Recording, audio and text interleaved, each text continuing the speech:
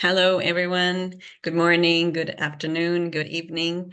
Welcome to the side event on groundwater in glacier regions and youth participation hosted by the UNESCO Groundwater Youth Network in the framework of the launch of the International Year of Glaciers Preservation. Our network connects young leaders from around the world to share groundwater-related ideas, challenges, and solutions that can improve the knowledge, management, and sustainable use of water resources. My name is Gabriela Calderon, and I'm from Argentina. I'm the head of the Project Coordination Committee of the Groundwater Youth Network, and I will be moderating this side event. As you know, glacier regions are among the most critical freshwater reservoirs on our planet, and they play a pivotal role in sustaining ecosystems, ensuring water availability, and supporting climate resilience. The interactions between glaciers, groundwater, and permafrost are fundamental to understand these systems, particularly as they face growing pressure from climate change. However, these processes remain under research. In this side event, we will explore the links between groundwater, glacier regions, and climate change, highlighting the need for youth engagement in advancing research and policy. We will have a distinct key presentation on the topic, and we will have a roundtable session on glacier-groundwater interactions and youth involvement in glacier preservation, with a diverse panel of young students, professionals, and activists. Finally, our rapporteur, Paulo Colombo, will share some closing remarks. But first, I would like to introduce Dr. Alice Aureli for the opening remarks. Or Alici. It's fine. Dr. Aureli is a water resources expert. She has a PhD in hydrogeology and was head of the Groundwater Systems and Water Cooperation Division of UNESCO IYGP until June 2023. She has more than 30 years of experience as UN official and is currently Vice President of the International Water Resources Association and Director for UNESCO Chair on Sustainability at the Politècnica University of Catalonia in Spain. She has worked on the application of scientific knowledge to policy making and the development of concepts and guidelines for groundwater management.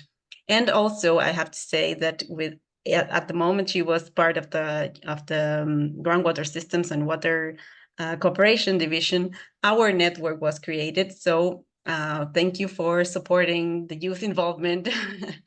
Thank you very much. And yeah, Thank you, Gabriela. Thank you. I Yes. mean, don't continue to give. I mean, 40 years of work. It's a very long story, but I'm absolutely proud of the best. One of the best things we have done is definitely the creation of youth networks and supporting that. So definitely, well, now we are. I can start if you wish, and we don't waste time, and we give time to the other panelists and experts. Thank you. Yeah. Well, we are in a particular moment. We can see the first slide. Yeah. And well, I want really to start with this slide. This pie chart in this slide shows that groundwater and glaciers and ice cap contain the most important portion of fresh water of the planet. However, as you said, knowledge and research on the interactions between glaciers and aquifers and how they will affected by climate change is the king of data. And then we need to improve it. And this is why this year will be crucial, and the decade coming it's very much important. We know that for the last 2 decades, glaciers have been shrinking, that climate change has already caused glaciers to retreat in the Himalayas, in the Andes, in African glaciers and Iceland. Meanwhile, we have to add that groundwater withdrawals are expected also to increase as population grows and surface water availability becomes more limited. Then what we expect is that despite the fact that we have a great abundance of a great overall availability of aquifers and groundwater, due to climate change, increasing variability of rainfall patterns, growing demand for water from all sectors, I mean, all these will increase groundwater abstraction, to unsustainable levels. So we have two of the main containers of fresh water that are under threat. Then this is urgent and important to raise global awareness of the critical connections between glaciers, the water cycle, but in particular including both surface water and groundwater resources. Next slide. Although groundwater is invisible, is still a critical component of a high mountain hydrogeological system. It plays a very much important, significant role in glacial hydrology. Studying aquifer dynamics in glacial catchment will enable, for sure, a better understanding of the water cycle in that areas, bringing, new fundamental knowledge, both in glaciology and hydrogeological fields. Despite the advances made in recent years, there remain significant gaps in our understanding there. And we need to have a better knowledge about high mountain groundwater system. I take this opportunity also as UNESCO, of course, it's looking at culture, social science, education, and science. Let me remind you that springs have long been the source of water for mountains inhabitants in the ancient civilizations. So groundwater was really crucial from the very beginning of our history, where cultures developed around terraced agriculture and that sustained civilizations such as the Incas in the Andes in South America, who built structures around mountain springs and canals to bring water through the terraced agriculture area into the city fountains. I wish to add now that UNESCO and UNECE have just started new activities promoting the conjunctive management of surface water and groundwater as a comprehensive approach to be considered in particular in the context of climate change. Last but not least, cooperation, water cooperation. Moreover, when it comes to climate change and water scarcity, we have also to highlight that borders do not matter. In several regions, glaciers, international rivers, and transboundary aquifers are closely linked. So regional cooperation, transboundary cooperation is therefore very, very much needed. Water cooperation needs to be strengthened. For example, we know that the high mountains of Asia feed the great rivers of Central Asia. Some of those are transboundary international rivers, the Amudarya and the Sirdarya, and in South Asia, the Brahmaputra River, the Ganges, the Indus, and the Southeast Asia, the Huanghe, the Mekong, and Yangtze. A good example of cooperation is the Global Environment Facility Central Asian Glacial Project that is managed by UNDP and the UNESCO IYGP program. The project aims to support Kazakhstan, Tajikistan, and Turkmenistan, strengthening their collaboration in the Tian Shan and Pamir mountain ranges. The project itself, it's really aiming to increase the resilience of countries and communities that depend on natural resources from glaciarized regions or are affected by hazards related to climate change. But such regional cooperation has to be a model to be built on elsewhere in the world and has to be an example of how powerful it can be to tackle water and climate change in a real integrated way. Let me add that 50 UNESCO World Heritage Sites are home to glaciers, representing almost 10% of the Earth's total glaciated area. They include the highest in the Everest, the longest in Alaska, and the last remaining glaciers in Africa. This is our world heritage, and we need to take urgent action to ensure it is preserved for future generations. The next slide, and is the last one. Well, now definitely actions need to be taken. We have to address knowledge gaps, emerging challenges, and innovative solutions in climate change, but in particular on glaciers and groundwater research. And hydrogeologists can help on there.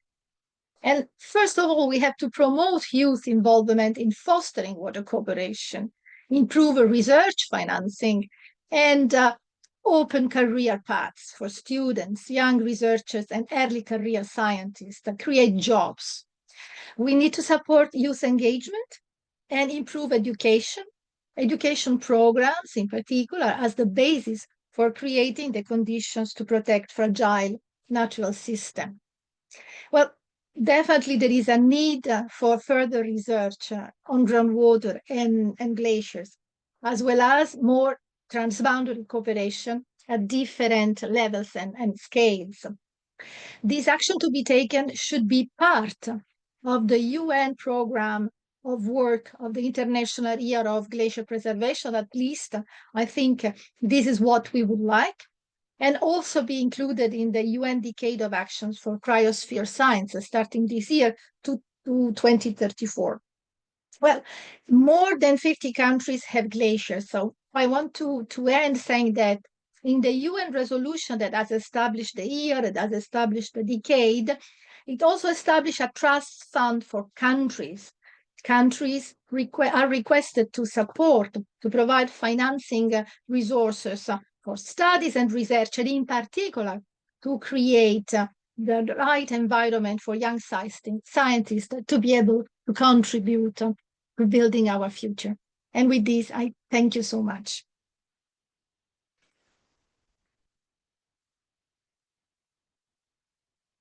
Thank you. Thank you very much, Dr. Aureli. It was really an honor to have you with us. I will now present Dr. Lauren Sommers, who is a hydrologist and assistant professor at Dalhousie University in Nova Scotia, Canada. She leads a research group focused on water resources and climate change, with a particular interest in groundwater in mountains and wetlands. She has a very interesting presentation for us today on hydrogeology, mountain groundwater under climate change. Thank you very much, Dr. Sommers. All right. Okay. Thanks so much, Gabriela, for the introduction. And yeah, thanks for organizing this event. I'm really excited to be here and connect with the UNESCO Groundwater Youth Network. So I've titled my talk, Hydrogeology, Mountain Groundwater Under Climate Change. And I'm going to talk, one of the things I'm going to talk about is this connection between glaciers and groundwater.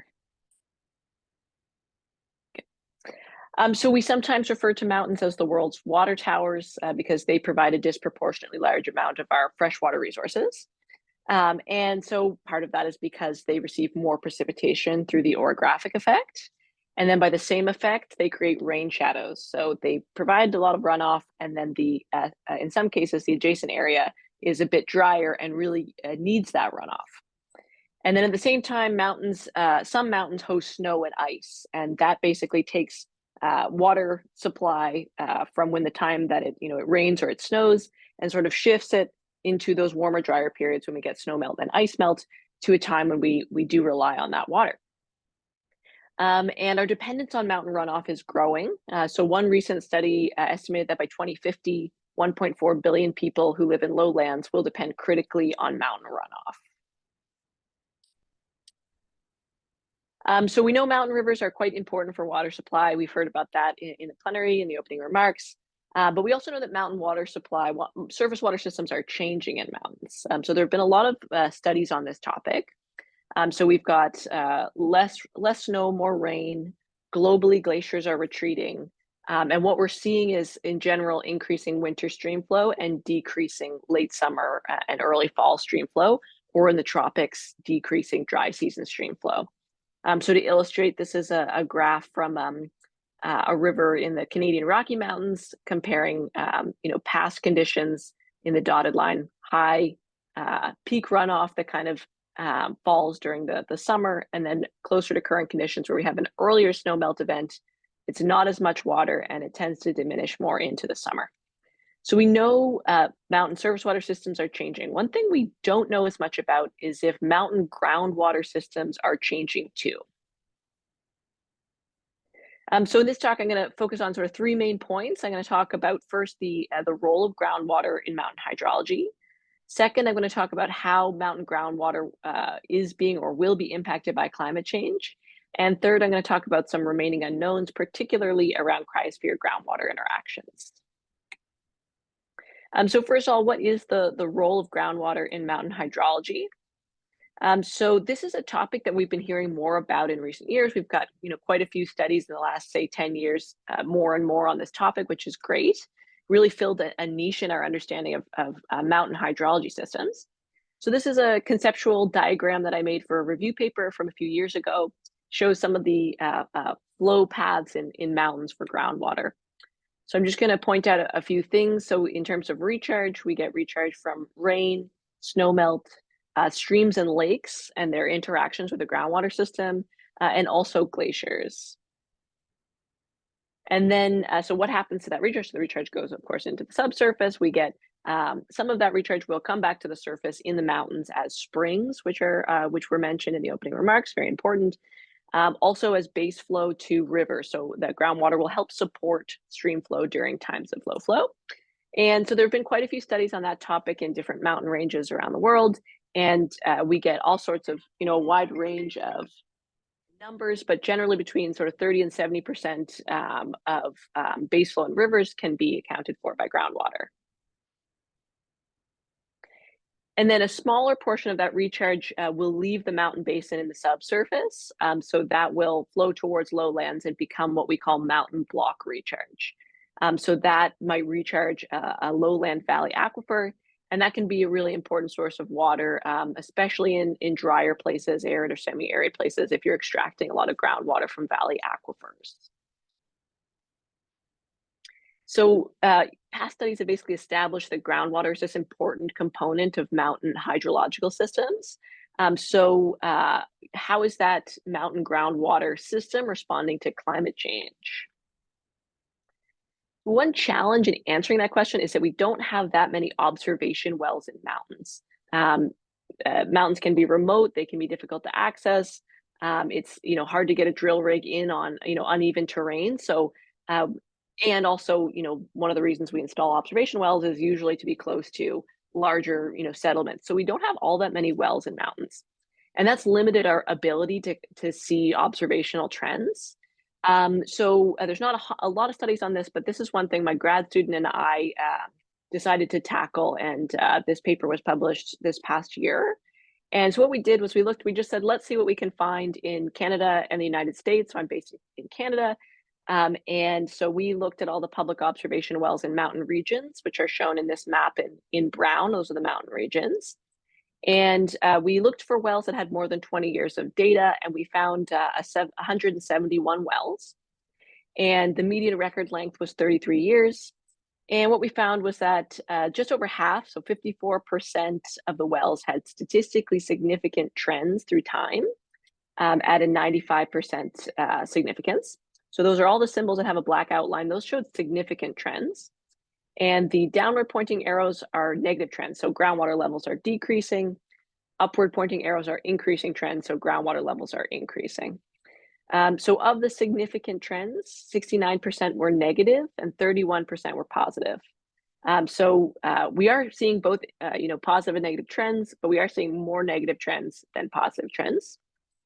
And also we found that warmer, drier places tended to have more negative trends than the colder, wetter, or higher elevation places. We also found that the sedimentary aquifers had faster rates of decline.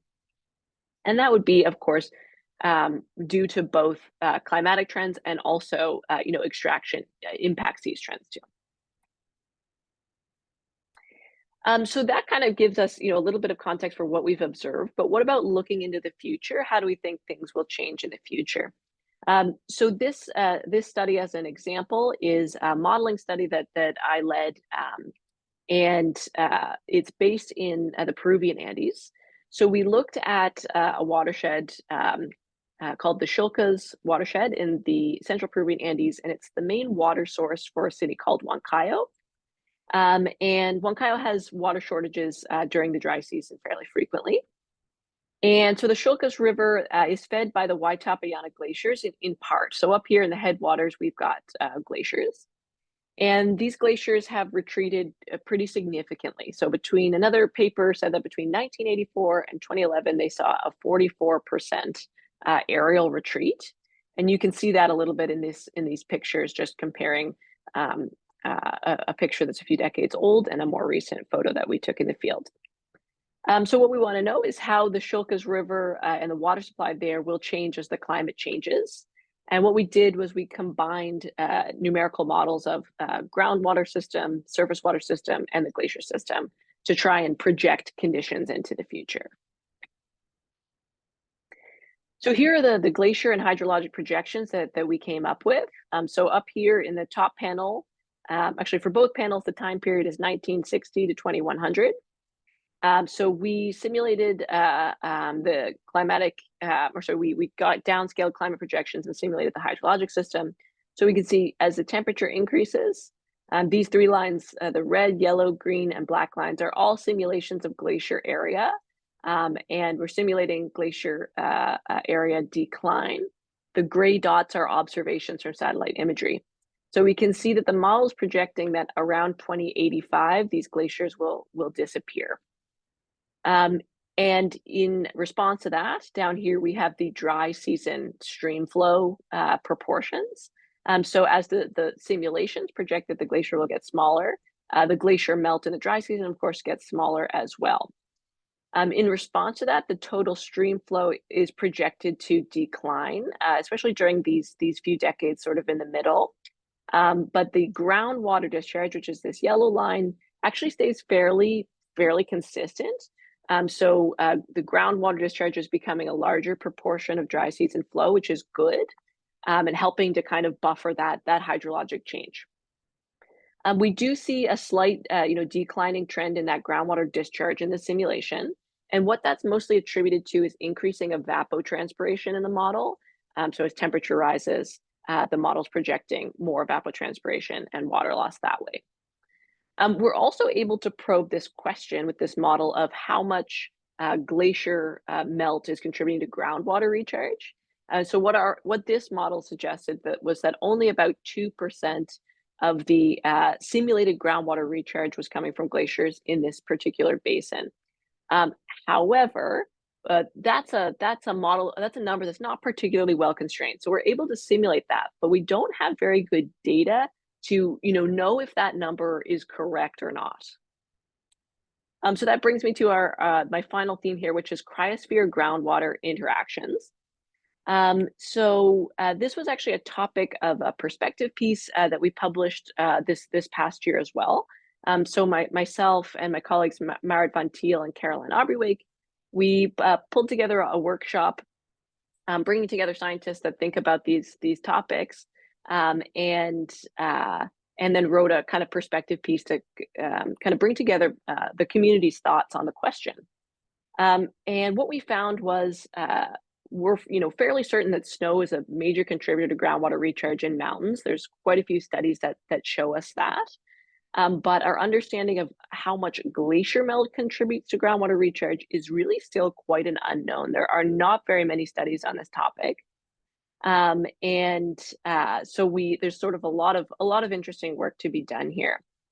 In this schematic, so I'm showing some of the pathways of glacier melt groundwater recharge, which is a bit of a mouthful, but some of the ways in which glacier melt can contribute to groundwater recharge. So one is subglacial recharge. So this is the meltwater that's underneath the glacier, infiltrating directly into the subsurface there. So that is a really difficult place to get instruments, of course. So that's one of the big challenges. And how exactly do you measure that, which is a really interesting scientific challenge. Next, we have this recharge sort of beneath glacial creeks here. So we have meltwater creeks, draining away from the glacier toe. And that's another place where that meltwater can infiltrate into the subsurface. So creeks, streams, and also lakes, and in lots of mountain systems, you might have like a glacier lake or a moraine lake there that also creates this groundwater surface water interaction.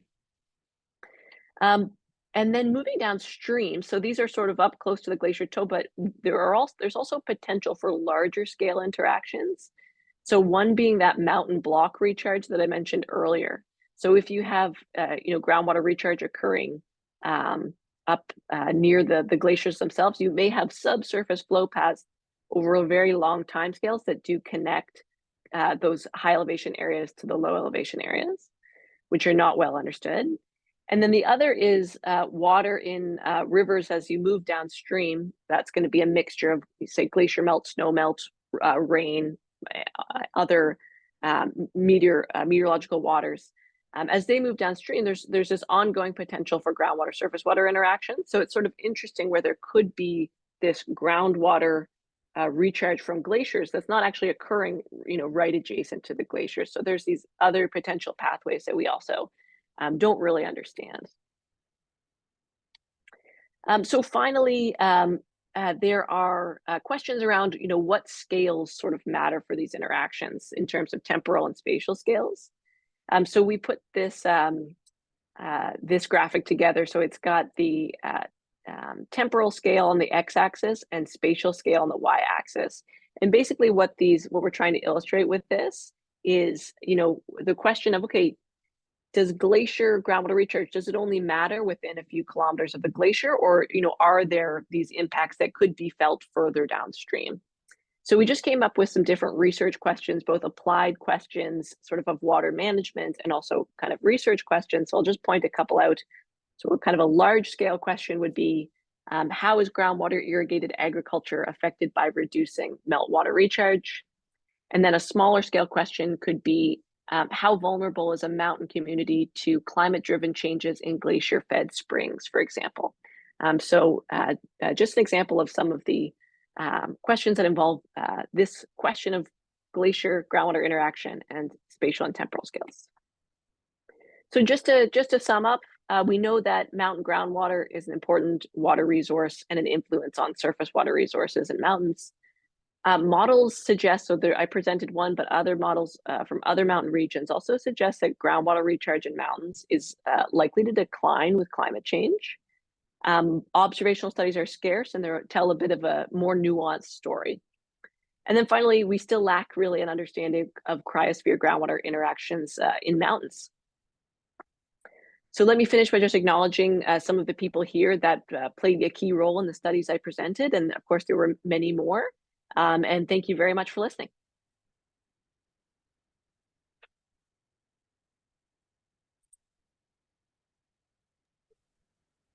Thank you. Thank you very much, Lauren, for this amazing presentation. Really interesting to know that there's still a lot to learn about. So thank you very much. My pleasure. Yeah.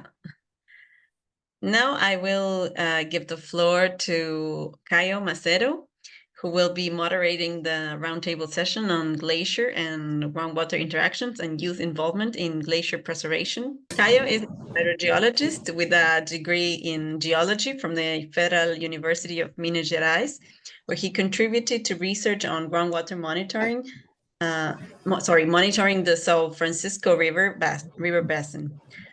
He's a member of our communication committee and scientific committee. So thank you very much, Caio. The floor is yours. Thank you, Gabriela. I would like to thank once again for the participation of Dr. Aureli and Dr. Summers.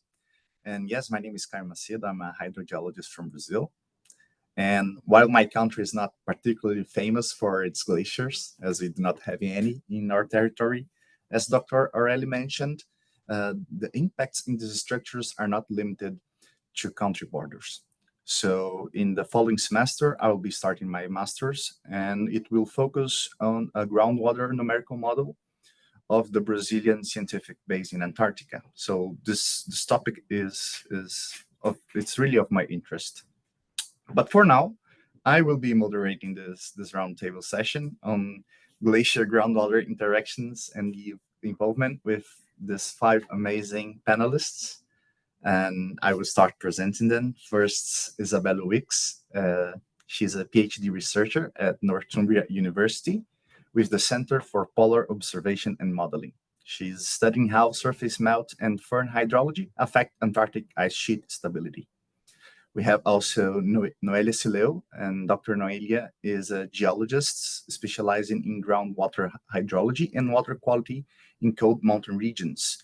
She is a researcher at the Comisión Nacional de Energía Atómica. And also, we have Ana Paula Alberto Cruz. She's a student of environmental engineering at the National Agrarian University La Molina in Peru. And she's also vice president of the Glacier Research Cycle. Also member of our network, we have Lucia Plantak, and Dr. Lucia is an assistant at the University of Zagreb's Faculty of Geotechnical Engineering and specialized in groundwater quality and sustainable water management. She coordinates EU-funded projects and represents our network internationally. And last but not least, we have Marie-Claire Graff. She's a youth advocate and public speaker for sustainable development and climate action.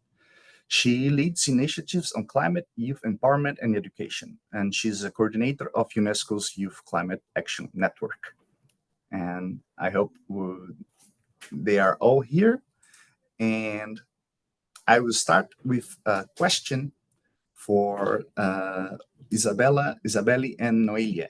And my question for you is, what are the most significant knowledge gaps in understanding glacier and groundwater interactions? And how do you think that can these be prioritized in research? What innovative approaches can be used to study this connection? I would like to hear it from you.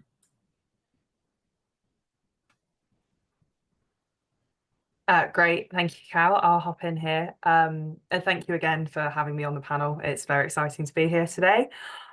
So a lot of the knowledge gaps at the moment that we're seeing in glacier groundwater interactions has been discussed previously, it's this interface between glaciers and groundwater that we're struggling to understand, especially in terms of in situ records. So difficulties in surveying the actual interactions between these networks at the calving front and at the base of glaciers is leading to a lack of in situ records. That means that any sort of modelling that we do is difficult to validate. And we're also limited to only knowledge of shallow groundwater networks as opposed to deep networks that are theorised to be present under glacier networks, both in the mountains and under the Antarctic ice sheet. And another one that's sort of been touched on already is that the extent of resilience of existing groundwater networks to changes in glaciation, both in alpine and polar regions, isn't really very well understood at the moment, and it's not been very well forecast. So in terms of prioritizing this in research, I think focusing modeling efforts on understanding sort of coupled systems is a really important way of improving forecasting, especially in terms of understanding resilience of mountain communities to climate change when their groundwater systems are being depleted. And modelling needs to investigate the projection of these groundwater scenarios with future RCP scenarios. So understanding how these groundwater systems are going to change, how they're going to evolve through the future is especially important for understanding how anyone who relies on groundwater being fed by glaciers, so whether it's in large river basins in South Asia or whether it's small mountain communities in South America, we need to understand how their water sources are going to respond to climate change so that we can aid in sort of instilling resilience in these communities. Thanks a lot, Isabelle. I also I believe that a more complete and holistic approaches of all of those systems is what we need and what give us the right answers, right? And I don't know, Dr. Noelia, perhaps you can share your opinion on this topic. Yeah, thank you, Caio, and hello everyone, and thank you for the invitation. Yes, as Alice said and Lauren said, Isabel already said too, there is a lot of information we need still to keep studying these environments, and they are super fragile and they keep changing all the time. We need more time series for hydrochemical data, climatic data on site. We lack of on-site data. And without that data, we cannot feed our models, just like Isabel already said. We don't know how much snow melt we have in our basins. We don't know how much glacier meltwater we have, and that is the main input for the conceptual model, for our numerical models. So if we don't know how much water is entering in the systems, it's really difficult to get how much water we can have for our activities. For example, like all the inhabitants in the Piedmont, at the foot of the mountains, they really need this water to keep on with their activities. So all the information we can get, it will be very useful for them. And we also lack a lot of information about the structures, about the geology, about mineralogy, all that it's really it's key, you know, to understand what processes are taking place in the upper basins. As we've been studying here in Mendoza, there is a lot of changes going on in water quality. And one thing that is really important, you cannot extrapolate what you learn from one basin to another, because they act completely different from one each other. So I think it's really important to create more research groups, and that we can share in between us all the information we have. Thank you. Thanks a lot, Dr. Noelia. As a geologist and as a groundwater modeler, I can really relate with what you said. As you know, our models can only be as good as the data that we use as an input. So yes, the lack of data, and it's also very difficult to access some of this data, not only because there are not people interested, but because the conditions of research are also very, very harsh in these environments. And still in this topic, I have another question for both of you. Because interdisciplinary approach is mentioned many times on high-level water events and almost on every scientific conference. How can collaboration between hydrogeologists, glaciologists, climatologists, environmental engineers, and other disciplines enhance better understanding of glacier-groundwater connection? Do you have any examples of such projects? Are there any examples of successful interdisciplinary approaches, collaborations, or projects that have advanced knowledge or solutions? Perhaps this time we can start with you, Dr. Noelia. Yes. For the past years, I've been working with a group. I'm from the CNEA, the National Atomic Energy Commission. But before that, I've been working at CONICET, the National Scientific and Technical Research Council. And there we have many projects, mostly funded by the International Atomic Energy Agency. And those projects are really important, especially for Latin American scientists. And there is also the technical cooperation projects.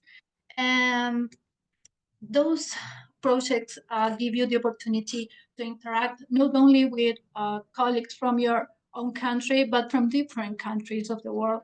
And it's amazing how much you can learn from the experiences of all of them. For example, we had this project, the ARG 7009, where we wanted to understand the connection between the springs and at the Piedmont with the glaciers in the upper basins of the Uspallata Basin here in the province of Mendoza in the Andes. And so we wanted to find the evidence of the impact of climate change on groundwater resources. And we gathered a group of scientists, where you had biologists, geographers, glaciologists, hydrogeologists, environmental scientists. And it was really amazing to work together, because when you're young, you may think, okay, I know everything, I don't need a biologist. I don't need a geographer. And after a long time, you can realize that you really need them, and you really need to have a group with who can sustain with all this with all these fates, because for example, I'm a geologist, okay, and I don't know anything about insects or any kind of species that can be used as a biomarker for that may tell you what is going on with nutrients in the water, for example. Any change in the lifespan of those insects may give you a lot of information about what is going on with temperature, with nutrients, and all of those data that give you a clue of what is going on with your system.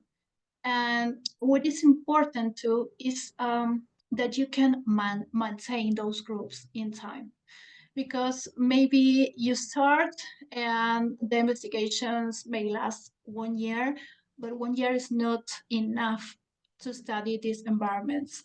So I think it's really important to maintain these investigations with enough time so you can really understand what is going on. Thank you a lot, Dr. Noelia. And Isabelle, can you give us a take on this question as well? Yeah, so we've discussed a lot already about how there's a lack of in situ data for a lot of these problems that we're facing when studying glaciers and groundwater. And I'm aware of a couple of projects that have really been trying to bridge this gap and find some more in situ data. So one of them is called Responder, and it's been operating out of the University of Cambridge, and it's investigating the Greenland ice sheet, but it's specifically using cutting-edge geophysical field techniques such as distributed acoustic sensing and distributed temperature sensing, as well as unmanned aerial vehicles or drones, to look into subsurface hydrology in Greenland. And one of the exciting parts about this project is that they've already revealed hydrodynamic feedbacks between the Greenland ice sheet. And they've used ultra-wideband radar sounding techniques in an in situ field campaign. And they've discovered the presence of a sedimentary subglacial aquifer beneath part of the Greenland ice sheet. So this is helping to close the gap between having modeled data, but not being able to validate it with in situ data. And it's proving that these networks that we've hypothesized to exist are actually present beneath not only small scale glaciers, but very large scale ice sheets. And another similar project, which is slightly closer to home for me, as it's partly operated out of Northumbria University, is the SLIDE project, which is a collaboration across a lot of university institutions within the UK. And this is looking for similar things. It's trying to understand hydrological networks in the Greenland ice sheet and how water is stored in subglacial lakes, which is a very important process of groundwater aquifer retention, as subglacial lakes might percolate through the sedimentary basin into a deeper aquifer, or they might remain at the base of the glacier itself. So I haven't participated in any of these projects myself, but I would be very interested to. But I know that through a combination of geophysical field techniques and numerical modelling, in situ data sensing, there's been some really exciting research coming out of Greenland, especially in looking into subglacial groundwater and how these networks develop over time and how they respond to climate change.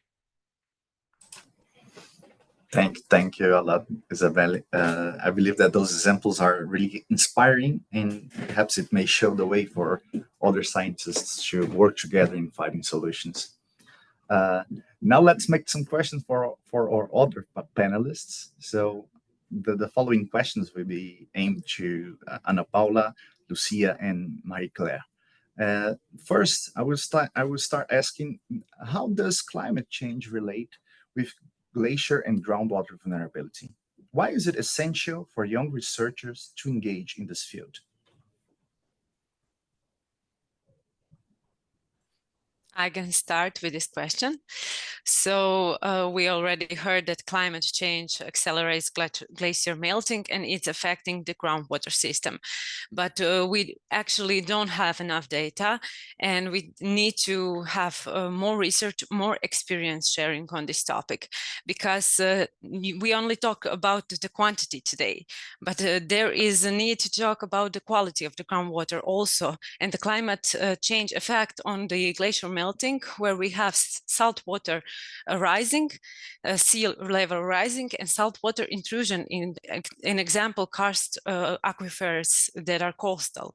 In my PhD, I actually proven that if you have a salt water that is coming into the aquifer that is in karst, you can have a longer persistence of the antibiotics in the aquifer.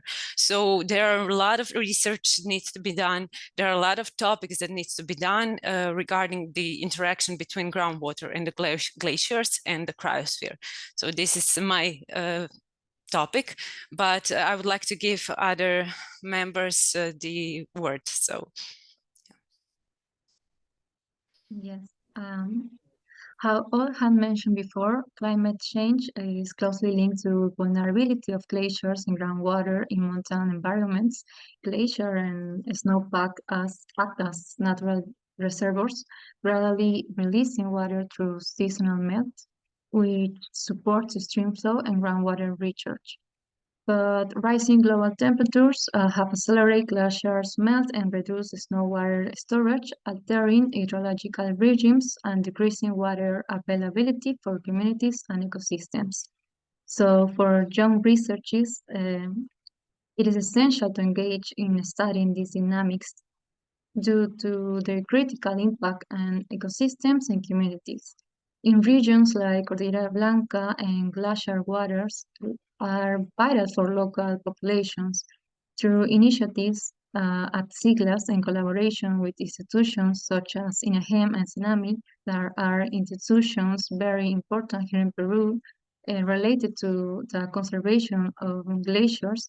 We aim to deepen our understanding on glaciers and groundwater interaction and disseminate knowledge to prepare future generations for challenges posed by climate change. Our work focuses on reducing community vulnerability by expanding scientific knowledge and fostering adaptive strategies. SIGLAS is committed to becoming a reference center in Latin America on the cryosphere, leading efforts to protect these indispensable ecosystems, also while addressing the growing challenge of climate change. Thank you very much, Ana Paula. I believe that we can go to our next question, and it will be, how can we, as young researchers and youth networks, contribute to better local knowledge or community engagement to raise the awareness of the importance of the glacier-groundwater linkage? I don't know if Lucia can start. yeah, thank you. So youth networks, young researchers, young scientists, early career scientists, we all trying to bridge the gap between the knowledge that we have, between the open data access that we have, between the education that we can give, and between the local and regional communities and the actual problems that are there. We are trying to connect, we are trying to talk, and actually the youth networks are the best to try to advocate and try to work and share experience.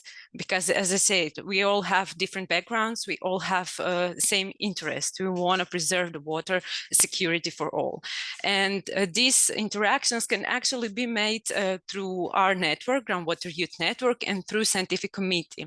We actually have working groups, and I would really be glad if we can have one working group that will be the result of today's event, that will be related to the groundwater and the glacier linkage.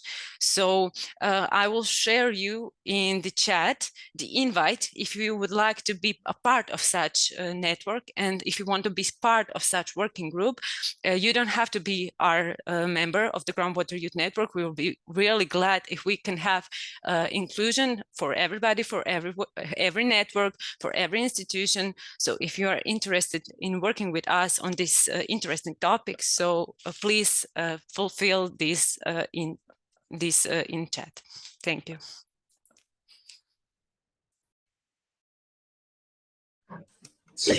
Yeah, maybe I can come in here also quickly. I'm currently actually in the mountains, and the internet is not the best. That's also why you see me without the video. And I'm coming in from a little bit of a different perspective. I'm more on the political side, on how young people are actually engaging in these processes. And I think especially when we talk about water cycles, and especially the glacier cycles, they're multi-generational. And that's why it's so crucial and important that young people like us, young researchers, young activists, young also like artists are actually having a voice when it comes to these policy making processes, and also that's part of the title of this event actually. So we at the Youth Negotiators Academy, and also with GWYN, which is the Youth UNESCO Climate Action Network, are really supporting young people to take part in these policy processes. And I'm actually really glad that in the climate change process at the United Nations, which is the United Nations Framework Convention on Climate Change, or UNFCCC, you might have heard of it already, there is actually now also a coalition around countries with high mountainous regions, and also like working there for the cryosphere to really also kind of like push this language and also this long-term thinking, which is so crucial. So it might not be a direct answer to what you're been asking, Kaya, but I think it's like really, really crucial that we as young people are doing the research, but then also really working on the implementation. So we also have frameworks and political kind of guidance so that we are taking better decisions. And for this, it's so absolutely vital that we have these young voices as well. And also, I really hope that this community also gets really engaged in these processes. Thank you very much, Marie-Claire. Actually, having your perspective from a different point of view is exactly what we are searching with when we try to put together different young people from different areas. So thank you very much. Unfortunately, our time today is limited and very short. So now I will pass the floor to Paolo so he can start sharing our final thoughts on this event. Thank you very much once again, all the panelists and everyone that is participating right now. Thank you very much, Caio, and thank you for all. Thank you all the distinguished panelists here. We really look forward to having this new working group within our network. So please join. The link is in the chat, and thank you very much. I will now give the floor to Paulo Colombo for the closing remarks. He is a rapporteur and also deputy head of the scientific committee at the Groundwater Youth Network. He's currently a PhD student at Politècnica di Milano in Italy, and he graduated in environmental and land planning engineering with a focus on water management, and a thesis on human impacts on hydrological droughts. Thank you very much, Paolo.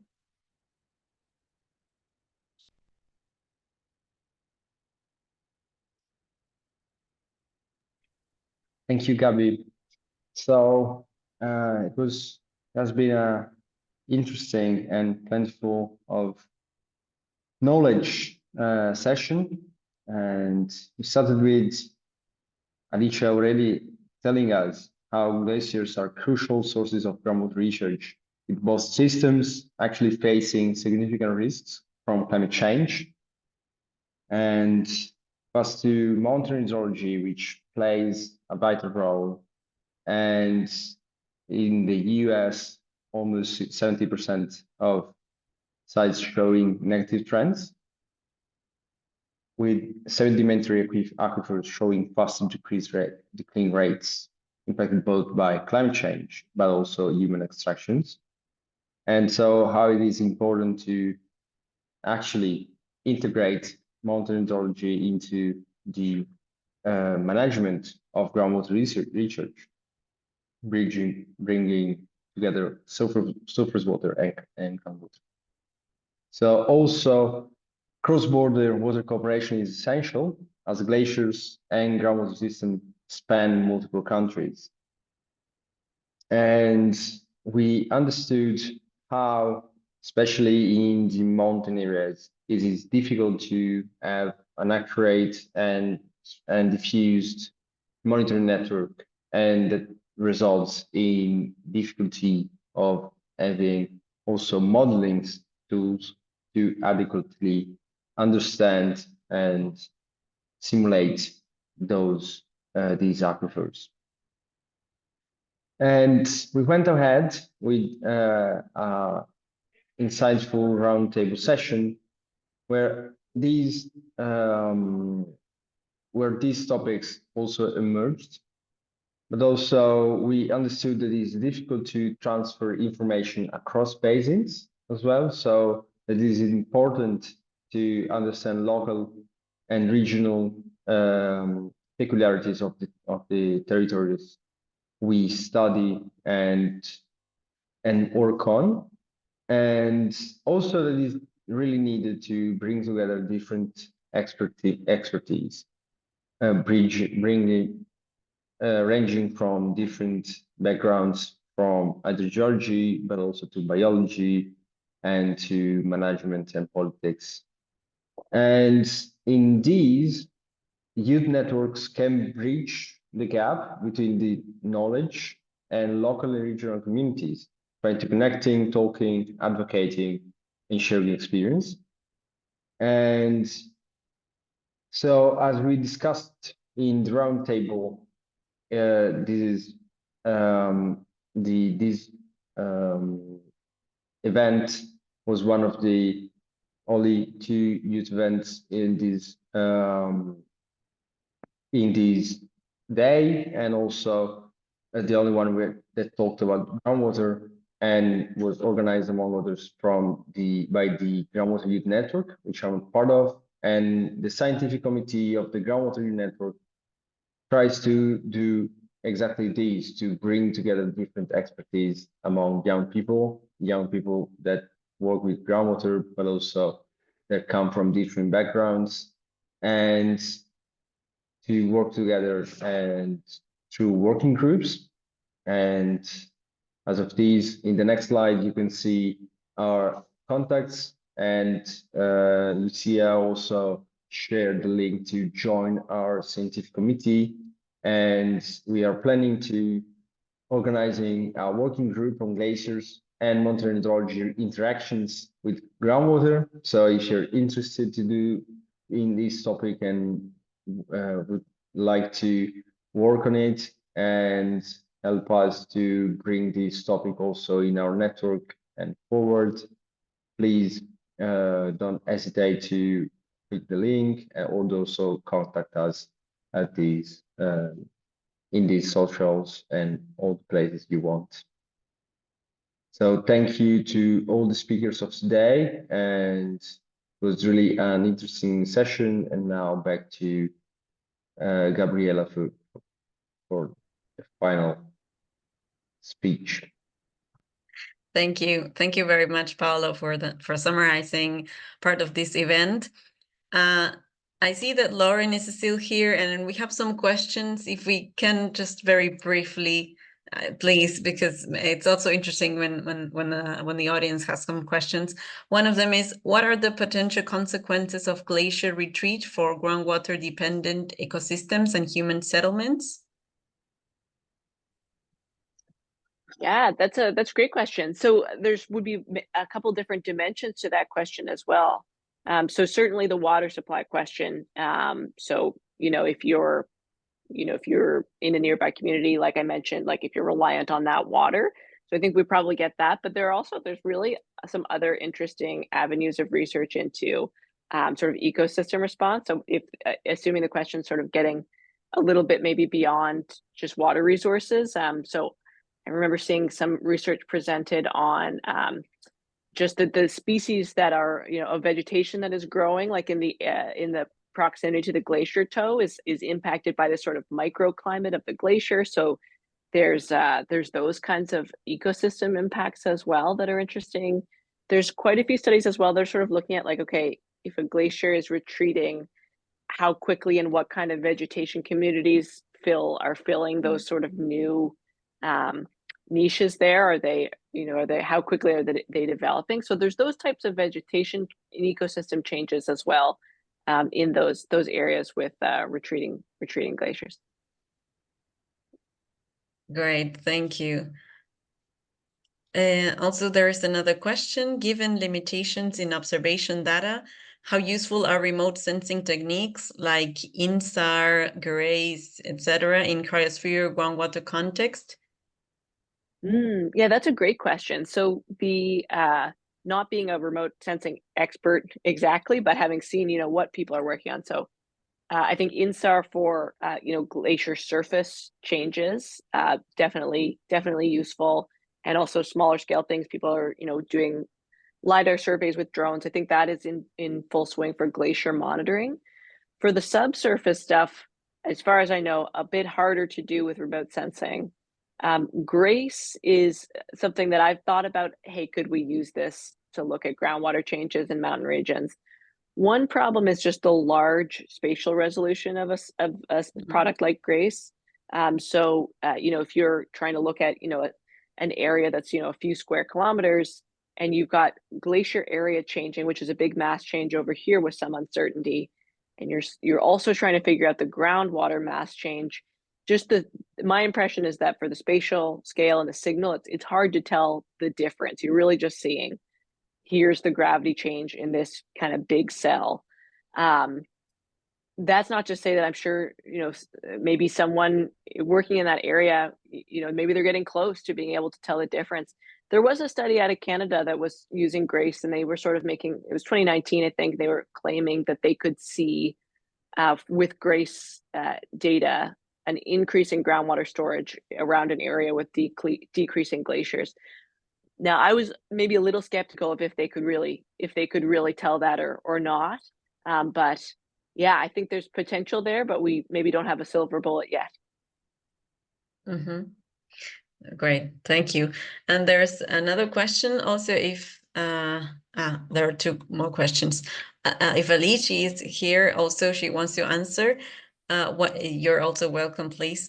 What is the most useful tool for better understanding and forecasting impact of climate change on glacier groundwater resources?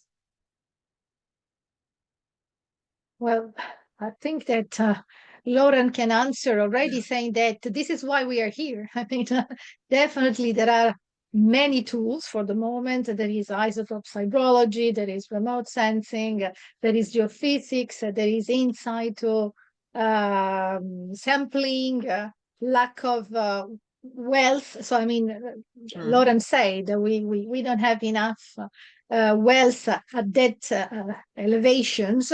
We have wells in the valleys. So definitely we will have to look for what we have and new tools that we don't have for the moment.